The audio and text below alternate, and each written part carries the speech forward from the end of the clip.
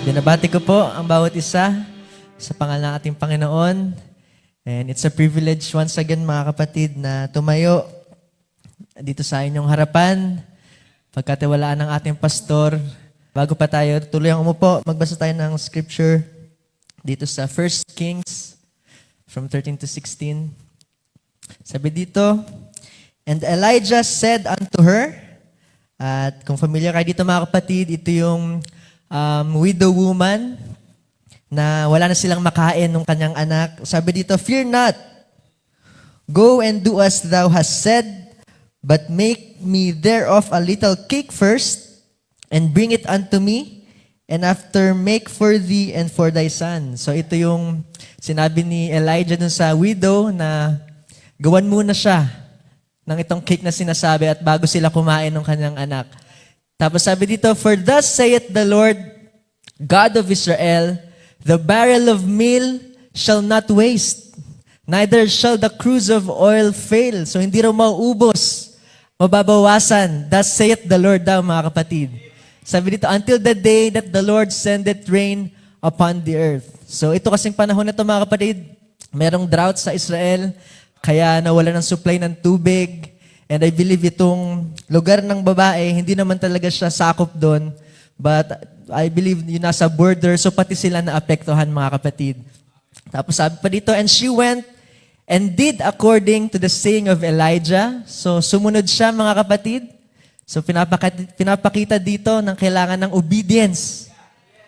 Amen. Sabi dito, and she and he and her house did eat many days. Amen. And the barrel of meal wasted not, neither did the cruse of oil fail according to the word of the Lord which he spake by Elijah. So nagkatotoo nga mga kapatid ang sinabi ni Elijah. Amen. Kaya tayo manalangin mga kapatid.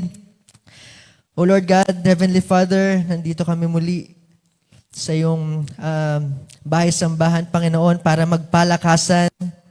At I pray, Lord God, na gamitin mo po ako, Panginoon. I know for myself, Lord, na hindi sapat ang aking karunungan o anumang mga kakayanan, Panginoon, but sa iyo lang ako umaasa. Hayaan mo, Panginoon, na sa gabing ito ay may makuha kaming kalakasan sa iyong mga salita. Huwag mo hayaan, Panginoon, na tumingin kami sa tao. Dahil ang tao, Panginoon, ay nagkakamali, nagfe-fail, they always fail, Lord. But pag kami ay tumingin sa iyo, Panginoon, you will never fail us, Panginoon. Kaya bless us tonight, Lord. At anumang mga unbelief, Lord God, sa gabing ito, anong mga kasalanan ay hininga namin ng kapatawaran. At may you, Father, anoint us with your Holy Spirit, Lord. Hayaan mo na ikaw ang mangusap. Kung meron man ako mga naplanong sabihin, Lord, ikaw na bahala, Lord. Hindi ako nakapag-take ng notes, Lord, but sa iyo ko na pinagkakaubaya lahat. I surrender all, Panginoon, sa iyo. Dahil sa iyo lang ako umaasa, Panginoon. Kaya, bless us tonight, Lord. And we ask this in your name, Lord Jesus Christ. Amen and amen. So, maaari tayo umupo, mga kapatid. At, good evening, saints, muli. And sa gabing ito, mga kapatid, ayan po ang ating subject ngayon. All in. Ito yung pagbibigay ng buo. Giving yourself away fully, mga kapatid. So sa subtitle, nilagay ko dyan, Taste and See. Di ba yan yung ating tema ng ating last anniversary? So sabi dito, subukan mo ang ating Panginoon at makikita mo. Amen? Try Him, mga kapatid, and you will experience His goodness. Amen. Yan ang ating inaasahan sa ating Panginoon. At katulad nga, di ba sa sinabi, sa tithes and offering, subukan nyo ako sa mga bagay na to. Kung hindi ko buksan ng dungawan ng langit, mga kapatid, para ibuhos ang pagpapala na wala ng silid kalalagyan. So yan ang ating Panginoon.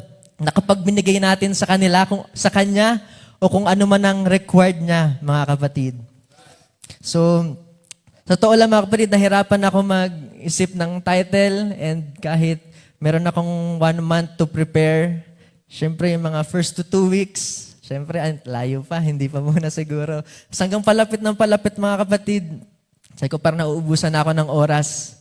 Tapos nadi-discourage na rin ako, mga kapatid. Sa totoo lang, inisip ko, sabihin ko na kaya kay pastor na ipasa ko na lang muna. Dahil sa kalagayan ko rin, mga kapatid, diba, kung alam nyo rin naman na panggabi po ako, tapos meron din kasi akong sideline, siguro mga 2 to 3 hours din yon na nagumugugol sa oras, tapos meron pa kaming babying inaalagaan na wala kaming katulong. So, sabi ko, ang hirap. Kaya, totoo lang, ang hirap mag-prepare, mga kapatid, ng pangangaral. Kailangan ng full effort. Kailangan mo ng inspiration sa ating Panginoon. Kailangan mo ng time. So, hindi biro. But salamat sa ating Panginoon, habang ginagawa ko to, at sabi ko, title ko, All In eh. Sabi ko, dapat ibigay ang lahat eh. Tapos sabi ko, ipapasa ko na lang kay pastor. Sabi ko, parang hindi tugma. So sabi ko, sige, kailangan kong tapusin to, kailangan kong ibigay kung anong kaya kong gawin para sa ating Panginoon. Kaya itong title na to, mga kapatid, All In, may nakita kasi akong video, mga kapatid, na naglalaro ng baraha. So, ito man ang makamundong bagay, mga kapatid. And sa baraha kasi, mga kapatid, so nagagamit tong term na to, all in. And bilang ako, nagaling din sa mundo dati, mahilig akong magbaraha din, mga kapatid. Magsugal, ganyan. Pero hindi naman yung sobrang lalaking pera, but yung sa mga pamilya lang, ganyan. So parang enjoy lang. So kapag ginagamit kasi tong all in, sa baraha, mga kapatid, so sa laro, isabihin yan, pinupusta mo na lahat ng meron ka. Ibig sabihin, kung yan man ay chips, yan ay matotoong pera, or minsan pa, mga kapatid, mga ari-arian, kasama yan, pag sinabi mong all in, lahat yan itataya mo. At pwede kang matalo or pwede kang manalo. So, but mga kapatid, kapag nag-all in ka kasi, syempre dapat niisip mo na yung baraha mo, yun yung mananalo. So you have the winning card, mga kapatid. But sometimes, sa sugal, sa ganung mga laro, kahit feeling mo ikaw na yung mananalo, natatalo pa rin. So nawawala lahat ng meron ka. But I believe mga kapatid, meron tayong kilala na kapag binigay mo sa Kanya ang lahat, laging may balik mga kapatid. Amen? Kung binigay mo ang effort mo, sabi your labors will never be in vain mga kapatid. Pag binigay mo ang anumang meron ka, tatanggapin niya ng ating Panginoon at ibabalik sa iyo ano man ang iyong pangangailangan. Kaya salamat sa ating Panginoon. At sa laro, sa cards nga mga kapatid, hindi sa pinopromote ko mga kapatid magbaraha, but meron din doon na nag-all in yung mga bluffer ang tawag. Yung kunwari, papakita nila sa mga kalaro nila na maganda tong baraha ko.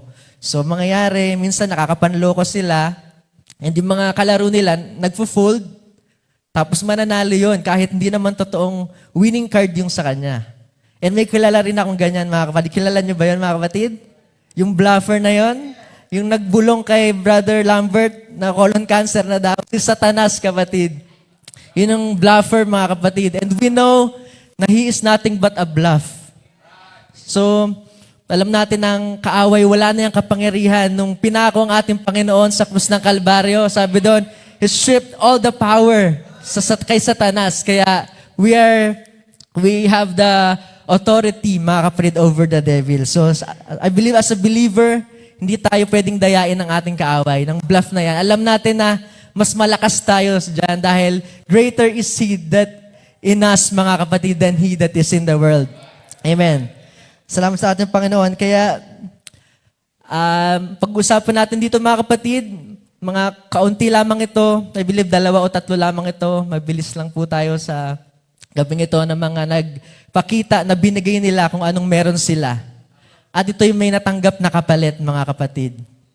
Kaya simulan natin dito sa sinful woman with the alabaster box. Ito yung babae, mga kapatid, na binili niya lahat ng kanyang pera para lang makabili ng best na perfume na yon at hugasan, maanoint yung paa ng ating Panginoon. But before tayo pumunta doon, tignan natin tong backstory, mga kapatid. Sabi dito sa Luke 7:36, and one of the Pharisees desired him that he would eat with him, and he went into that Pharisee's house and sat down to meat. So, meron daw isang Pariseo, mga kapatid, na gustong i-invite ng ating Panginoon. Basahin natin dito, sa message po ito na Pride. Sabi dito, Simon the Pharisee wanted Jesus to come to his place for meal. Tapos sabi dito ni Brother Branham, that's altogether contrary. Dahil the Pharisees hated Jesus. So, there's a motive, mga kapatid, kung ba't gusto nitong Simon na to na imbitahan ng ating Panginoon. Sabi dito, they had no use for him at all. He was a Beelzebub to them, a devil, a deceiver. So yun ang tingin nila sa ating Panginoon. E naisip ko, nga naman, ikaw ba naman mag-i-invite ka, mga kapatid, ng tao na ganyan ang tingin mo? Na sa tingin mo, parang demonyo to, tapos i-invitein mo, mga kapatid. So mali.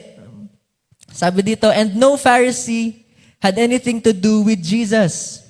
But this Simon, he wanted Jesus to come to him and be entertained by him.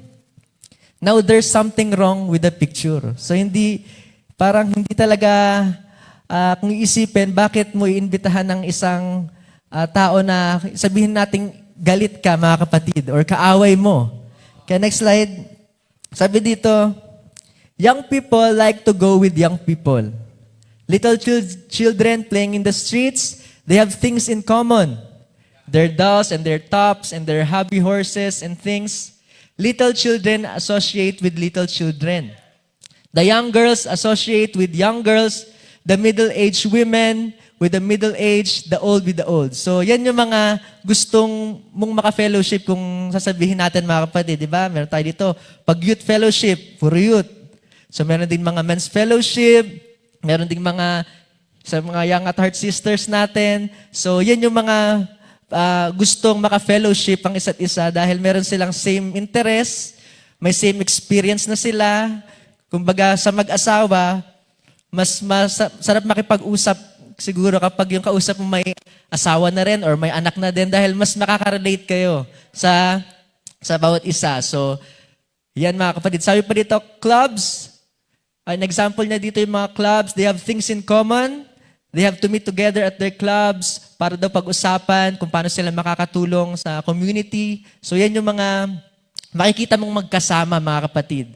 So parang hindi talaga tama na isang Pharisee, mga kapatid, na may ayaw kay Jesus, na iimbitahan niya sa kanyang bahay.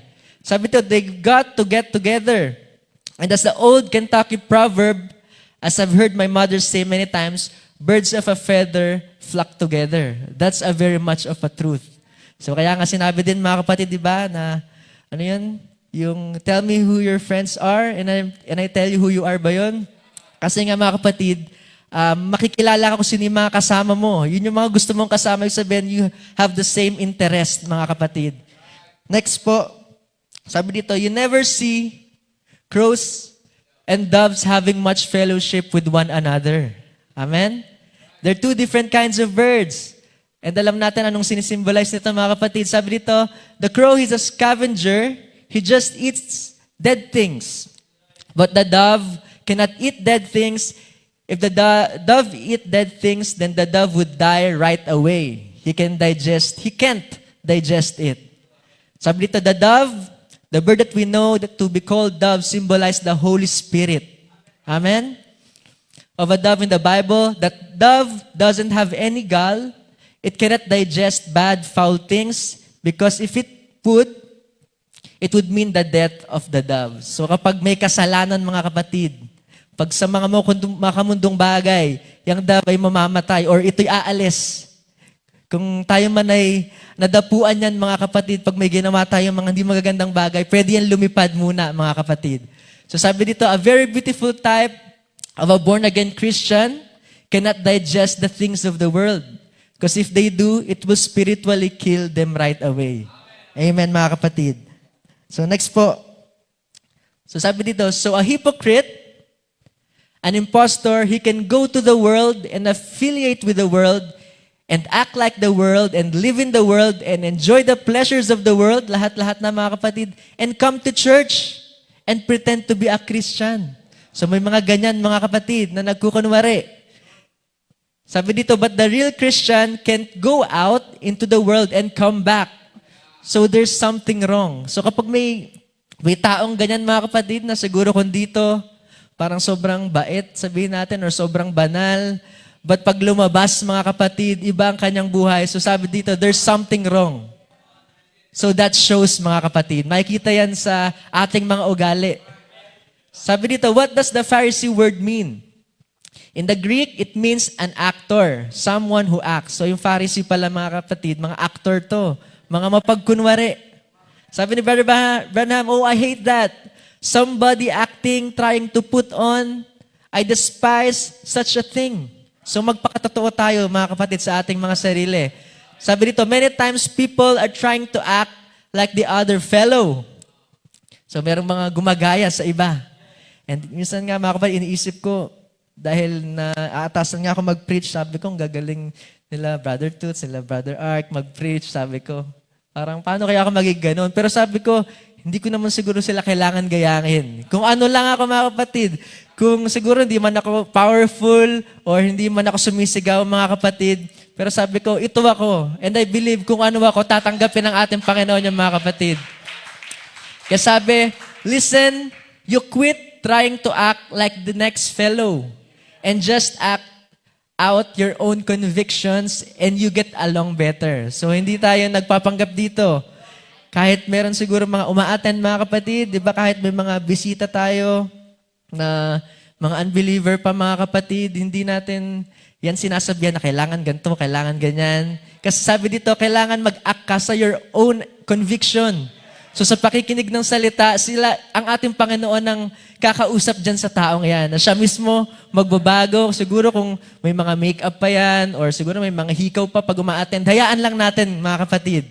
And sa kakapakinig ng salita, I believe magkakaroon niya ng pananampalataya para sumunod sa ating Panginoon. Kaya sabi, be yourself, that's right. Amen. Next slide po. Tapos ito, sabi ni Brother Branham, kinote niya, siguro, dinadrama kasi niya ito, mga kapatid. Sabi niya dito, ito daw yung sabi ni Simon, the Pharisee. You know this here fellow, Jesus of Nazareth, on all the poor people's tongue. So marami kasing mga sumusunod na dito kay Jesus. Parang sikat na siya sa mahihirap dahil nga sa mga ginagawa niya mga kapatid na mga milagro. Sabi dito, and I tell you what, if I would have just have him over here at my banquet, I'd have had the gapers standing around everywhere looking at him. That's all I have to do. And you know what? I'd be the most popular person in the city. I would add more to my popularity. Oh, I should have thought of that before. So yun pala yung motive, mga kapatid. Nakita natin na kaya gustong invite nito ni Simon ng ating Panginoon para lang sumikat siya, para maraming taong pumunta, makita siguro siguro ng tao na isa si Jesus sa mga na-invite and pagtitinginan siya ng mga tao. So yan ang kanyang motive, mga kapatid. Then, next slide. But sabi dito, and welcome Christ, but in the spite of all that, wherever my Lord is invited, He'll go. So I believe ang ating Panginoon, kahit alam niya naman na gagawin ganun yung trato sa Kanya, pupunta pa rin siya, mga kapatid, kapag ininbitahan siya. Ganyan kabuti ang ating Panginoon. Kaya kapag nangangailangan tayo sa ating Panginoon, tawagin lang natin siya, mga kapatid, kasi for sure, siya'y darating. Di ba sabi nga, He keeps His appointment, mga kapatid. Sabi dito, He said, tell your master at such and such a date and such a time. So sabi kasi dito, mga kapatid, si Jesus nagsabi niyan dun sa parang messenger. Dahil si Simon, meron siyang parang pinadala ata na tao, mga kapatid, para sa invitation. So sabi dito, sige, nag-agree, pupunta ako, ganyan-ganyan. Sabi dito, and the courier, yung messenger, bowed his head and started away, ran away back to see his master. So nakausap niya ng ating Panginoon, but okay, nagawa niya na yung kanyang misyon, umalis na siya, mga kapatid. Sabi dito, how could he do it? What caused him to do that? Just bring that message. And standing before the Prince of all princes and have an audition with him, he has an interview with the King of glory and fails to see his opportunity. So, kung isipin, nakakalungkot na may mga tao siguro na may opportunity na, mga kapatid, para makaniig ang ating Panginoon, but hindi nila ito kinukuha. And we know, mga kapatid, na may time lang sa ating Panginoon and darating ang time na hindi mo na siya makikita, mga kapatid. Sabi dito, he is so took up with the things of the world, his master's business, until he didn't catch what his opportunity was. So masyado siyang busy sa mundo. Siguro sa trabaho. Siguro ito yung mga a-attend na lang ng Sunday para ma-meet ang ating Panginoon. But masyadong busy sa trabaho, a-attend na lang sa trabaho niya or kung anumang mga lakwat siyang ginagawa, mga kapatid. So wag naman tayong magaya. Wag natin palagpasin, mga kapatid, ng opportunity. Kung may gawain, especially Sunday, mga kapatid, lagi tayong dumalo sa gawain. Wag natin pagpaliban ng gawain, mga kapatid. Kaya dito sabi, and don't you think that we're just a little too much took up with such stuff as that? Oh, we have to polish the car, so may mga kanya-kanyang dahilan, kaya hindi tayo nakaka-attend. Or we can go to church on Sunday, sasabihin pa, I know Jesus comes to the church, alam ko nandiyan ang ating Panginoon, but wala akong time para pumunta dyan eh. Sabi dito, and if I fail to get my oil changed today, sa sasakyan, it may burn my bearings out tomorrow. Sabi dito, burn them out. Hayaan mo ang mga bagay ng mundo, kapatid. Sabi dito, I'd rather my bearings to be burnt out, hayaan mong masira kung ano man yan, kapatid, than my soul to torment in hell through all eternity. Dahil hindi natin masasabi ang pagdating ng ating Panginoon. Tinitignan niya kung tayo ba'y talagang may pananampalataya, mga kapatid. Sabi dito, don't miss your opportunity. It's presented to every man and woman in this world daily like that, but they fail to get to see their opportunity. He failed it. There he was, mga kapatid. Kaya sabi dito, use every opportunity to get to Jesus. Amen. That's the main thing. Don't be took up with the affairs of the world. We spend too much time on those things. Di ba lagi natin naririnig? Monday to Saturday, lahat yan. Sa trabaho, sa pag-aaral, mga kapatid, isang araw na nga lang, hindi pa natin mabigay sa ating Panginoon. Sabi dito, make your way to Him. Hindi lang yun, mga kapatid. Sabi dito, and when you get there, pour out your soul to Him. Lahat-lahat ibigay mo sa ating Panginoon. Hindi naman yung umattend ka nga, pero siguro nasa iba yung isip, or siguro uma-attend ka, pero hindi mo naman binibigay yung best mo. Nandyan ka nga, pero parang patay ka din, walang reaksyon. So, baliwala rin, mga kapatid. So, if you have the opportunity, umattend tayo sa Sunday, ibigay na natin, mga kapatid, ang lahat. Amen. Huwag na natin sayangin ang pagkakataon, mga kapatid. Amen. So, sabi dyan, next. And then finally, the day arrived for the great banquet. It's going to be set now. And then they got everybody ready. And after a while, I hear the bells jingling and up come, doktor, yan mga kapatid, yung mga sikat na tao, yung mga mayayaman, parating na raw. So sabi dito, in Palestine, the first thing, when a man comes to the house, most of the people in coming those days, it was by foot. So naglalakad lang daw. Their only way of transportation was by walking and walking on roads. So sabi dito, ang suot daw nila, they have a robe, and the robe comes down to the foot, and the foot is covered by a sandal, and the underneath garment, yung pangbaba, just comes to the knees. So hanggang tuhod lang. Yan po yung suot nila. Kaya next slide. And the man, when he's walking, or someone, when they're walking like that, the robe moving along, so dahil mahaba, mga kapatid, yung mga alikabok daw ng daan, napupunta sa tuhod, sa baba, at nagiging marumi ang paa. Sabi nito, that's how Jesus talked of washing feet. Because it was a custom, because sabi nito, their feet were dirty. So yan pala yung pangyayari doon, na laging marumi ang paa ng mga tao. Sabi dito, and then here, the first thing they done when a man come in, so ay dumating na yung mga bisita, mga kapatid, sabi dito, he got walked to the house. If he wanted to be really welcome, the host welcome him. So, ang unang ginagawa, mga kapatid, sabi doon, yung may pinakamababang trabaho ba yun, mga kapatid? Parang siya yung pinakamababang sahod doon, yung tagahugas ng paa.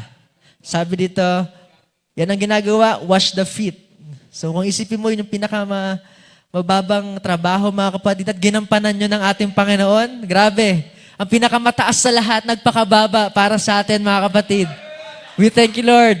And I believe dapat ganyan din tayo sa bawat isa. We have the heart to serve each other, mga kapatid.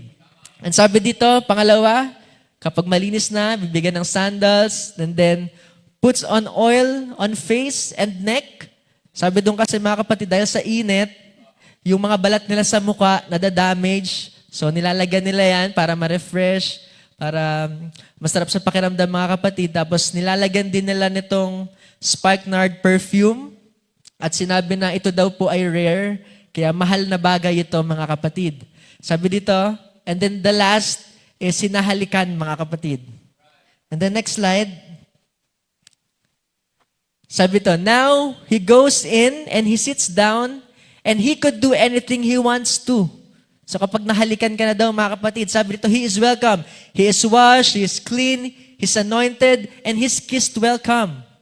That means the host, when he kisses him, he recognized him as a brother. So dun pa lang, mga kapatid. And sabi dito, and he is welcome to anything there is in the house. Wow. You don't have to use any more etiquette. So parang bahay mo na rin yun kung anong gusto mo. Sabi dito, he's at home, he goes right in, he goes to the icebox. So kahit ano na, pwede mo nang gawin dahil na-welcome ka na, kapatid. And then sabi dito, and there's set Jesus. Samantalang ating Panginoon, mga kapatid. Sabi dito, sitting over by him, his disciples couldn't come in. They wasn't invited. All of them standing around, looking on, and there's set Jesus over there, very uncomfortable, smell of the road on him, dirty feet, unanointed face, not kissed welcome, just sitting over to one side in the corner, head down. Grabe ang ginawa nila, mga kapatid, sa ating Panginoon. Hindi nila ito winelcome, hindi nila tinanggap. Grabing kahipokritan, mga kapatid. Imagine na pag-invite ka ng isang tao, then pagdating sa bahay mo, hindi mo papansinin. Kaya nga, I believe, na-mention din to ni Brother Branham, si Simon sa meanest man I know, parang gano'n sa message na yun, dahil napakasama talaga ng kanyang ginawa sa ating Panginoon. And sabi dito, and while he was sitting there on the outside in the street, there was a real bad woman in the town, a prostitute. And sabi doon, may nakakita sa kanya, and itong babaeng to, sabi nga, a prostitute, ill-famed. So, kilala siya sa town, but hindi magandang reputation, mga kapatid. And sabi dito, she sees him, nakita daw niya ang ating Panginoon, she goes upstairs sa kanyang bahay, marahil, mga kapatid, sabi, she opens her little treasure box, and she gets out a little something there, a little sack. She brings it out, sets it, the clink of the coins fall on the table, and as the coins fall, she picks it up again. She sees that face before her. The tears are running down her cheeks, dripping off her chin. Said, I can't do it. Bakit di niya kayang gawin, mga kapatid? Nagdadalawang isip siya kung gagawin ko ba to or hindi. Sabi kasi dito, for he'd know, malalaman daw ng ating Panginoon kung saan galing yung perang yon. And alam natin kung saan, mga kapatid, dahil siya nga isang prostitute, sabi ito, he'd know how I earned that money. I can't do it. Kaya nga, nung narinig ko yung kanta kanina, sabi, yung ginagawa natin, hindi lingid sa ating Panginoon. Anong awitin natin kanina? Kaya sabi ko, hindi talaga matatago kung ano man ang ating nakaraan sa ating Panginoon. Ano mang kasalanan yan, wala tayong matatago sa Kanya. But kapag sinuko mo ang lahat sa Kanya, kapatid, ano man ang meron ka, kaya Kanyang tanggapin. Yan ang maganda sa ating Panginoon. And for sure, na kaya niyang gawin sa kanyang mga anak. Sabi ito, it's getting late. She goes down the street to some great fine perfume company next. Ayan, sabi dito, they laid the money out. She said, I want an alabaster box, the best you got in the store. Yun ang gusto niyang bilhin. She lays it out, and she had 108 of Roman denarii. So, sinerch ko yan, mga kapatid. Meron din si Brother Branham sinabi na specific. Sabi niya doon, 280 Roman denarii. Tapos nung sinerch ko siya, mga kapatid, sabi dyan, ang Roman denarii daw ay katumbas ng parang isang araw na sahod ng isang tao noon. So, nung kinumpit ko, for example lang, sabi ko, so, kung sa panahon ngayon, 500 pesos, kunwari lang mga kapatid, so 280 na araw na ganon. Tapos nung kinumpit ko, 140,000. So isip ko, ang laki rin pala. So ganun yung kayang gastusin itong babaeng to sa ating Panginoon. Sabi ko, kasi she wanted the best. And tayo siguro, di ba? Kaya ba nating ibigay yung ganung kalaking halaga sa ating Panginoon? Di ba, ni-require nga lang tayo 10% ng ating mga sahod? Baka meron pa dyan mga nanghihinayang kapatid, wag naman sana. Dahil ito, lahat ng meron siya, binigay niya, mga kapatid. Sinurrender niya lahat para sa ating Panginoon. Dahil sabi niya, she said, He's deserving of the best. Amen. He's deserving of the best you've got. Don't give Him a little corner. Huwag mo siyang bigyan ng tira-tira lang, kapatid. Give Him all you've got. He deserves the best that you've got and the best that you can do. So, hindi lang to pera, mga kapatid. Maging ang oras mo. Sabi nga doon, dahil itong babae prostitute, and sabi ni Brother Branham, ang prostitute daw, hindi lang siya sexually. Sabi, pwede mong i-prostitute yung time mo, pwede mong i-prostitute kapag sumali ka sa kung ano-anong religion na yan, mga kapatid. So, hindi natin pwedeng i-judge itong babaeng ito. Dahil miski tayo, pwede tayo maging prostitute sa ibang paraan, mga kapatid. But salamat sa ating Panginoon sa kanyang biyaya na kahit anong ibigay natin, mga kapatid, ay handa niyang tanggapin. Sabi dito, that's all she had. She know how she'd got it. She said, I hate to do it this way. Maybe I'm out of order, but it's the best that I got. Yun lang ang meron siya, mga kapatid eh. Sabi dito, she didn't argue with him about the price. Hindi na siya tumawad. Kasi gusto niya, for sure na makuha yung the best. Sabi niya dito, she just wanted the best. Do you see it? She wants the best. It's going to the best. Gusto niya yung the best kasi ibibigay niya yon dun sa the best na kilala niya, mga kapatid. So why not him have the best? So kung tinuturing natin ang ating Panginoon na the best sa ating buhay, di ba, ang lahat-lahat sa atin, ba't hindi natin ibigay din ang lahat-lahat sa Kanya, mga kapatid? He deserve it. Kulang pa nga mga kapatid kung ano man ang meron tayo kung iisipin. Sabi ito, He is worthy of the best. What do you do for Him? Ano bang ginagawa natin sa ating Panginoon? Naisip mo ba mga kapatid? Kung ano bang nababalik mo sa Kanya sa kabila ng mga pagpapala? Sabi dito, give him the leftover. Oh yes, you run around all day and give Him 3 minutes at night before you go to bed. Diba? Guilty tayo dyan. Minsan nga, wala pang prayer. Minsan ako rin talaga mga kapatid dahil ang pasok ko sa work gabi, pag out ka ng umaga, parang ang hirap, parang hindi na siya nasa ng prayer kasi parang sanay, gabi, magpe-pray, matutulog. So minsan nalilimutan na din. Kaya patawarin tayo ng ating Panginoon. Sabi nito, Jesus deserves your best, friend. He deserves everything you've got. But what do you do about it? You give Him just anything. But still, sabi dito, He takes it. He takes it anyhow. He takes it, mga kapatid. So kahit minsan, hindi na natin nabibigay ang buo, tira-tira na lang, ba't tinatanggap pa rin niya to? Grabing biyaya ng ating Panginoon. But itong babae, she said, I want the best. And it cost her everything she had. Lahat-lahat ng sa Kanya. Ito madalas nating nababasa. Sabi dito, that's what you want to do.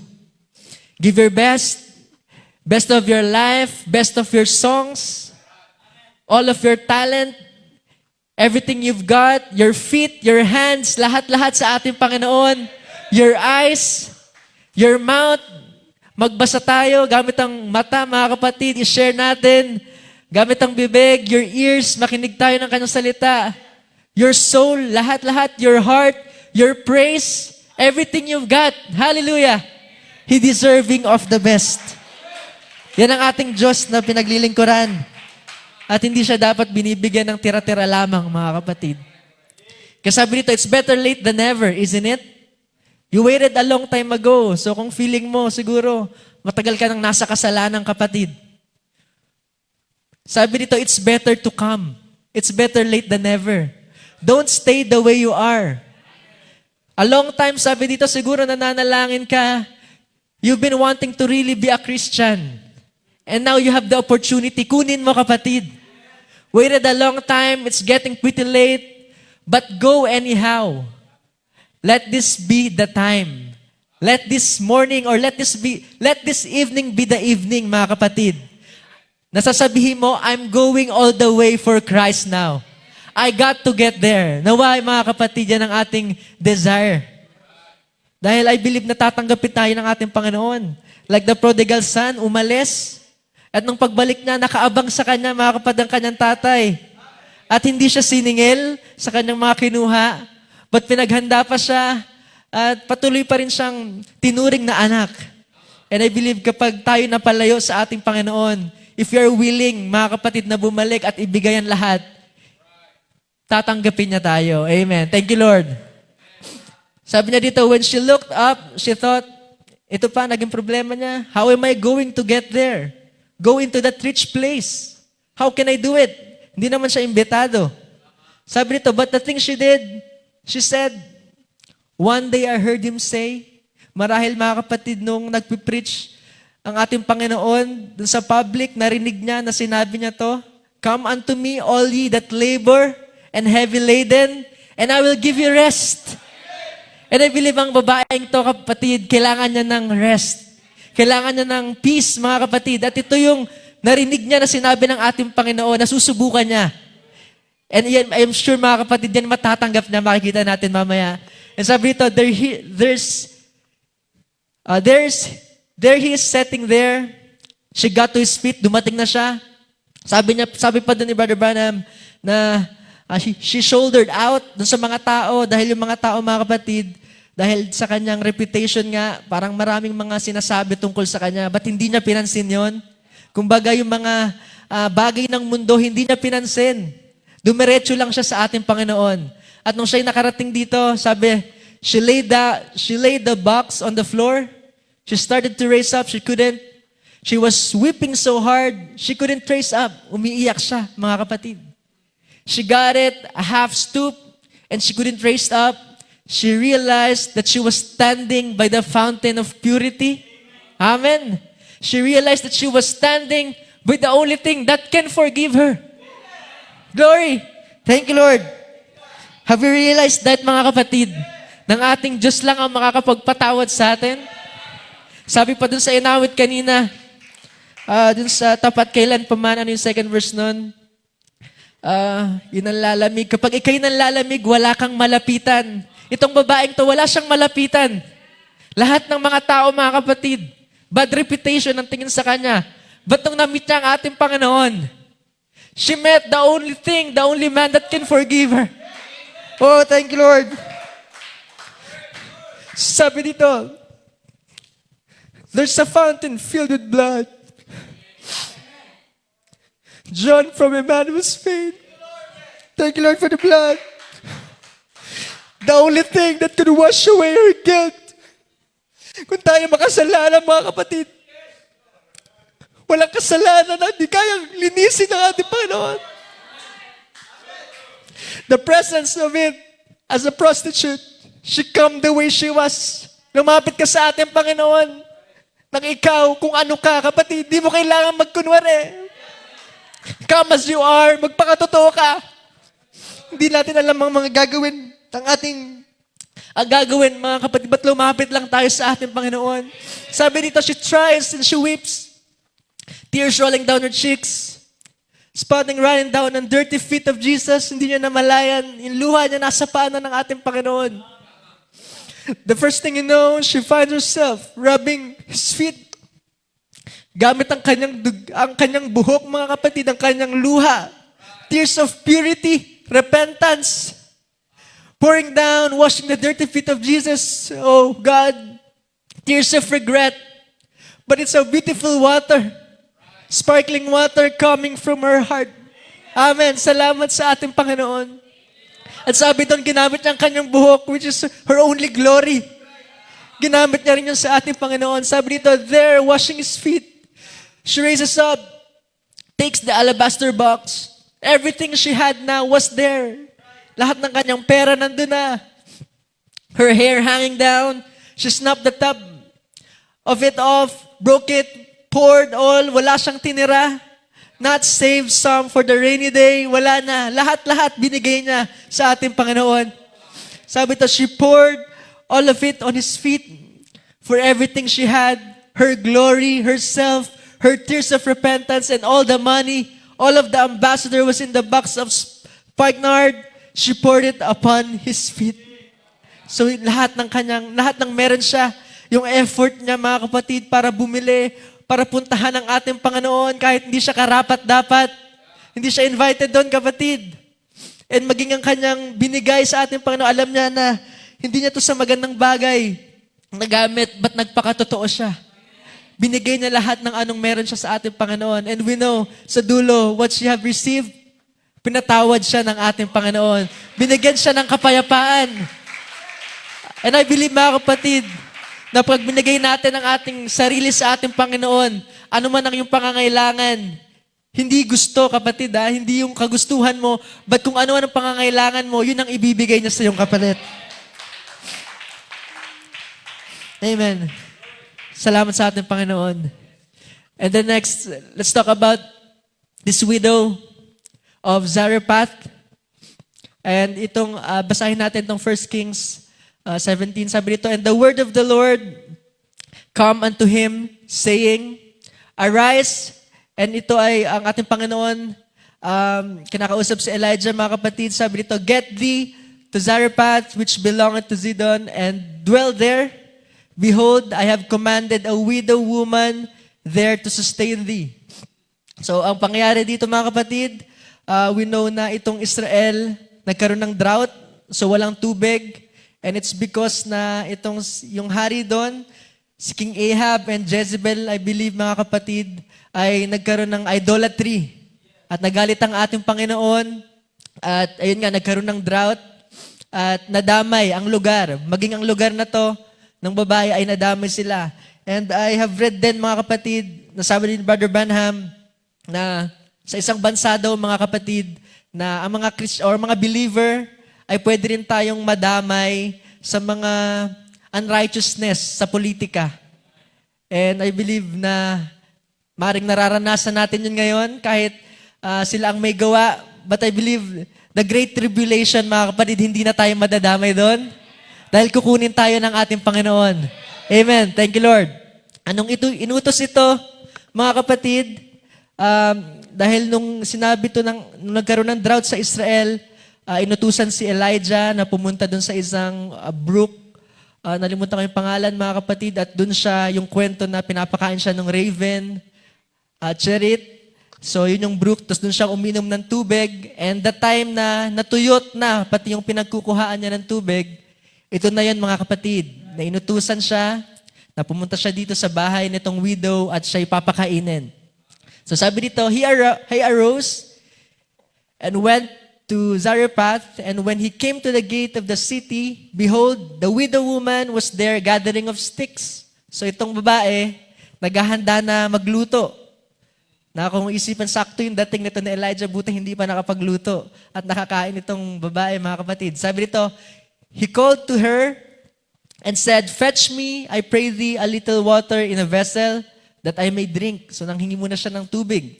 Sabi dito, she was going to fetch it. Nung kukuha na siya, nagsalita ulit, sabi, "Bring me, I pray thee, a morsel of bread in thine hand." And sagot niya, as she said, "As the Lord thy God liveth, I have not a cake, but a handful of meal in a barrel." So kakaunti na lamang. "And a little oil in a cruse. And behold, I am gathering 2 sticks." So magluluto na siya. Sabi nito, "I may go in and dress it for me and my son, that we may eat and die."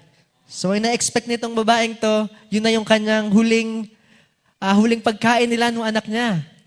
But sabi dito, ito yung scripture reading natin, mga kapatid. Sabi, Elijah said unto her, "Fear not, huwag ka matakot, go and do as thou hast said. Gawin mo ang gagawin mo, but make me thereof a little cake first." Gawan mo muna ako. At kung isipin sa natural, mga kapatid, ikaw ba bilang nanay, gutom na yung anak, may bibigay mo pa ba yung huling kakain nyo sa ibang tao? Parang hirap isipin. But sabi dito, and after make for thee and for thy son. But nung narinig niya to, "For thus saith the Lord, Lord God of Israel," may sinabi ang ating Panginoon. Siguro, gumanon yung tenga niya. "For we know faith cometh by hearing," mga kapatid. Sabi dito, "The barrel of meal shall not waste." Ito nga hindi mauubos. Hindi magkukulang ang kanilang pagkain hanggang dumating itong ulan. So nakita natin dito na seek ye first, mga kapatid. Unahin natin ang ating Panginoon. And I believe ang ating Panginoon din ang magbibigay ng pananampalataya para masunod natin to. Kaya patuloy tayong makinig, mga kapatid, sa kanyang salita. Sabi ito, "She went and did according to the saying of Elijah, and she and he and her house did eat many days." So hindi na nga naubos, mga kapatid. Maraming beses silang nakakain. Sabi pa nga doon, nung pagkuha, nung nilagay niya doon binigyan niya si Elijah, and then nung kumuha ulit siya, nagkaroon na agad, mga kapatid. Ganon kabilis. Grabe ang ating Panginoon. He can multiply things, mga kapatid, kung ito'y ibibigay lang natin sa kanyang kamay. Maliit man ang meron tayo, mga kapatid, surrender it to God. Kaya niya itong doblehin, triplehin, i-multiply sa ilang beses, mga kapatid. Sabi, "And the barrel of meal wasted not, neither did the cruse of oil fail, according to the word of the Lord, which he spake by Elijah." So nagkatotoo, mga kapatid, ang sinabi nitong propeta. And then, malapit na tayo matapos, mga kapatid. Kagaya nitong little boy na merong 5 bread and 2 fishes. Sabi doon, ang senaryo, mga kapatid, yung mga maraming tao ang nakasunod kay Jesus that time. Tapos nung sila'y nagutom, parang inutusan ng ating Panginoon yung disciples na pakainin sila. And then one of the disciples, I believe it's Andrew, nakita niya itong batang ito. Sabi dito, basahin natin, "The little boy one day na mali lang ata si Brother Branham ng pagbigkas dyan, but that's 5 bread and 2 fishes in his hand. It wasn't very much. Napakakonti, mga kapatid. Sabi ito, but when it come in Jesus' hands, it fed 5,000. Amen. Thank you, Lord. It's not very much in your hand, what you got. So wag mong bilangin kung anong meron ka. Ibigay mo sa ating Panginoon. But give it to Him one time. Sabi dito, what little talent you got? Meron ka bang talent? Gamitin mo sa ating Panginoon. Kaya niyan dagdagan. Kaya niyan ipag-prosper, kapatid. Find out what it will become in His hand. So subukin mo ang ating Panginoon. And you will see, mga kapatid. Sabi pa dito, now we may have just a little bit. It isn't very much to us. But if we'll just let Jesus have it, what He will do with that, He fed 5,000 people. And sabi dito, mga kapatid, hindi lang 5,000 dahil hindi na bilang yung mga bata and mga babae, mga kapatid. At sabi doon, nung kumukuha ng tinapay, na habang, nalimutan ko sino yun, mga kapatid, parang tinitignan niya daw. Tapos parang pagkuha ng tinapay, may bagong tumutubong tinapay. Hindi na uubos sa 5,000 na yun, mga kapatid. And meron pa nga pala silang tirang 12 baskets ba yun, mga kapatid? So sobra-sobra. And even the fish, sabi doon, pagkuha ng isda, hindi yun isda na parang basa galing sa tubig. Sabi doon, prito. Nakaprito na, mga kapatid. And it's ready to eat. Ganon mag-provide ang ating Panginoon. Kung anong pangangailangan mo, yun ang kaya niya i-provide. Basta i-surrender natin. Like, di ba sa Abraham, sinurrender niya ang kanyang anak na ialay. But kung anong kailangan niya doon, kailangan ng sacrifice na papalit, yun ang pinrovide ng ating Panginoon. Kaya tunay, mga kapatid, na kung anong kailangan mo, kayang i-provide ng ating Panginoon. Ibigay mo lang sa Kanya yung required na kailangan, mga kapatid. Amen. And final admonition na pala tayo, mga kapatid. So, sabi dito, He's God. He does what He wants to. Kung anong gusto niyang gawin, kaya niyang gawin, kapatid. And He's willing to do all things, lahat ng bagay, and give us exceedingly, imagine that, mga kapatid, abundantly, more than we could even think, if we will just let ourselves be turned loose in the faith in Him. Kung tayo magtitiwala lang ng buo sa Kanya, mga kapatid, kaya niyang ibigay more than sa gusto mo. Amen. Sabi pa dito, for all things, sabi dito, that's where it lays, is having faith in Him. Without faith, it is impossible to please Him, mga kapatid. To believe that He can. Maniwala ka na kaya ng ating Panginoon. He is more than able. Huwag kang magdalawang isip. Imposible man sa iyong mata, kapatid. Walang imposible sa ating Panginoon. Sabi, for all things are possible to them that believe, no matter what it is. It's possible. Anumang bagay. And not only possible, probable, and will happen if you just believe it. So walang imposible sa ating Panginoon. Kaya niyang gawin, kaya kanyang pagpalain, higit-higit, mga kapatid. If we're just willing to surrender, to trust in Him, ibigay, ano man yung kayang ibigay para sa Kanya. Kaya, mga kapatid, I believe maiksi lang ating mensahe sa gamo ito, but sana meron tayong nakuha, naging encouragement ito, na kung ano man ang kaya nating ibigay sa ating Panginoon, if we have the opportunity na gawin ito, ibigay na natin.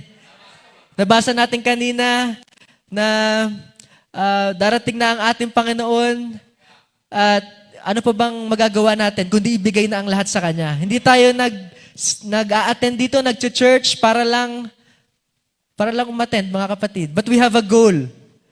Para mag-mature, di ba? Ang ating pananampalataya. Kaya wag na tayong sayangin ang ating pag-attend na kung maglilingkod tayo, half-heartedly naman, baliwala, isipin mo naglingkod ka ng taon, tapos hindi ka pala makakasama, kapatid. So wag natin sayangin yung mga ganong opportunity. Sabi nga, di ba, na sa Kanyang pagbabalik, there's great disappointment And yung mga disappointed, mga kapatid, sila kasi yung mga naniwala, nakasama sila. But hindi sila naging mainit, siguro hindi sila nabaptize, mga kapatid, ng Holy Spirit. Dahil hindi nila binigay ang lahat ng sa kanila sa ating Panginoon. Kaya ibigay natin, mga kapatid, nawa naging kalakasan ito sa atin sa gabing ito. God bless you all.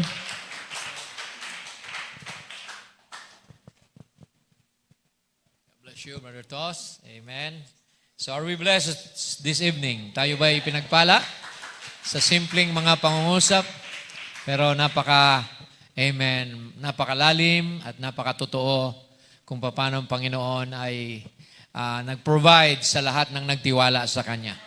Amen. Napakaganda ng title niya. First time ko marinig yan na title, All In. No? Lahat ay, kumbaga, itaya mo na lahat.